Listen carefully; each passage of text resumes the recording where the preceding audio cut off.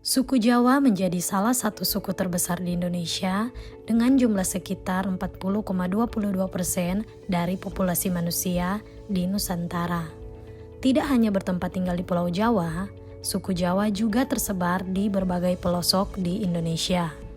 Peradaban suku Jawa termasuk maju.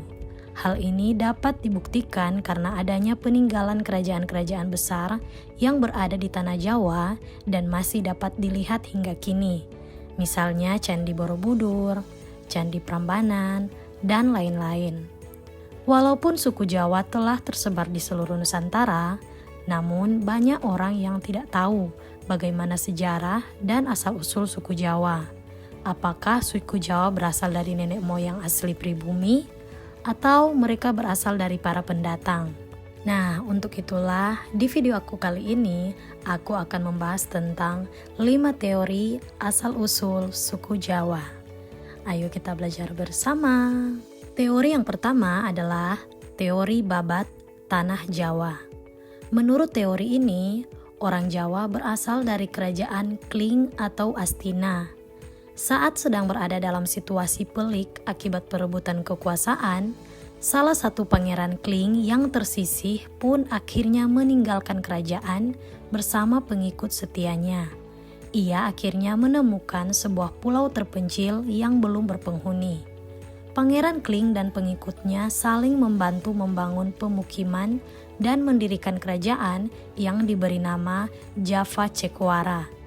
Menurut babat tanah Jawa, keturunan Pangeran Kling dan pengikutnya inilah yang kemudian menjadi nenek moyang suku Jawa. Teori yang kedua adalah Surat Kuno Keraton Malang. Ada pula catatan yang berasal dari Surat Kuno Keraton Malang. Menurut surat ini, asal-usul penduduk Jawa ialah dari kerajaan Turki. Pada tahun 450 sebelum Masehi, Raja Turki mengirim rakyatnya untuk mengembara dan membangun daerah kekuasaan di wilayah yang belum berpenghuni. Migrasi dari kerajaan Turki tersebut dilakukan secara bergelombang dalam periode waktu tertentu. Salah satu gelombang yang dikirim dari kerajaan Turki akhirnya menemukan pulau yang subur dan ditumbuhi banyak bahan pangan. Karena merupakan daerah subur dan memberikan keuntungan, akhirnya mereka membangun pemukiman. Selanjutnya, semakin banyak gelombang migrasi yang datang ke tanah tersebut. Akhirnya, pulau itu dinamakan Tanah Jawi karena terdapat banyak tanaman Jawi yang tumbuh di sana. Teori yang ketiga adalah catatan kuno India. Saat tinggi muka air laut masih jauh lebih rendah daripada sekarang, kepulauan di Nusantara masih menyatu dengan daratan Asia lainnya hingga Australia. Kemudian terjadi musibah yang menyebabkan air laut meningkat dan beberapa daratan pun tenggelam, sehingga terbentuklah pulau seperti yang kita kenal saat ini. Tulisan kuno India tersebut menyebutkan adanya seorang pengembara bernama Aji Saka. Ia menjelajah ke berbagai penjuru sampai akhirnya ia menemukan Pulau Jawa. Ia adalah orang pertama yang menginjakkan kaki di Pulau Jawa, menurut tulisan India kuno. Kemudian Aji Saka dan para pengikutnya menjadi nenek moyang suku Jawa. Legenda Aji Saka tersebut berkaitan dengan mitos terbentuknya fenomena alam letusan lumpur, yaitu Bleduk Kuwu. Teori yang keempat adalah teori arkeolog. Menurut para arkeolog, leluhur masyarakat Jawa berasal dari orang Indonesia itu sendiri. Hal ini diyakini dengan ditemukannya fosil manusia purba di beberapa daerah di Jawa, yaitu Pithecanthropus erectus dan Homo erectus. Sehingga menurut para arkeolog, penduduk Jawa berasal dari penduduk pribumi.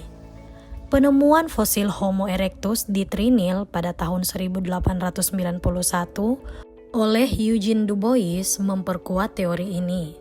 Perbandingan DNA pun dilakukan antara fosil Homo erectus dengan suku Jawa modern. Hasilnya tidak terdapat perbedaan yang jauh antara satu sama lain. Ini semakin meyakinkan para arkeolog bahwa asal-usul suku Jawa berasal dari pribumi. Teori yang kelima atau yang terakhir adalah teori sejarawan. Para sejarawan memiliki pendapat yang berbeda dari arkeolog. Menurut von Heingeldern, Setelah terjadi migrasi penduduk dari Tiongkok bagian selatan, tepatnya wilayah Yunan, menuju ke beberapa daerah di Nusantara. Orang Yunan tersebut tersebar ke berbagai wilayah, seperti Sumatera, Sulawesi, dan pulau-pulau lainnya. Migrasi tersebut dilakukan secara besar-besaran dan terjadi sejak zaman Neolitikum di tahun 2000 sebelum Masehi sampai zaman Perunggu pada tahun 500 sebelum Masehi.